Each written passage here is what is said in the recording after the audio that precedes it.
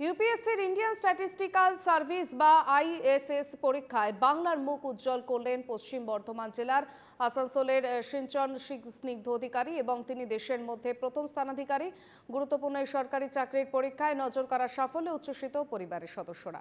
সিঞ্চন স্নিগ্ধ অধিকারী আসানসোল রামকৃষ্ণ মিশনের প্রাক্তনী এবং বাড়ি আসানসোলের ইসমাইলে। তিনি কলকাতায় আইএসআই থেকে স্ট্যাটিস্টিকে মাস্টার্স করেছেন এবং বাবা প্রদীপ অধিকারী আসানসোলের মাইন্স বোর্ড অফ হেলথের কর্মী, মা সুজাতা দেবী গৃহবধূ। সাফল্যের পুরো কৃতিত্বটাই সিঞ্চন দিতে চান তার বাবাকে।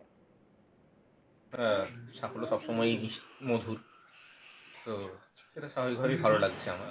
যেহেতু নির্দিষ্ট করে কোনো কী কাজ থাকবে সেটা এখন থেকে বলা সম্ভব নয়, তাই এটা সেইভাবে নির্দিষ্টভাবে বলতে পারছি না। কিন্তু অবশ্যই যে জায়গায় আমার পোস্টিং হবে সেটা আমি এখন থেকে না জানলেও হওয়ার পরে অবশ্যই সেই ক্ষেত্রে যা মনে হবে যে এই সমস্যাগুলো সমাধানের প্রয়োজন, সেগুলো অতি অবশ্যই করব।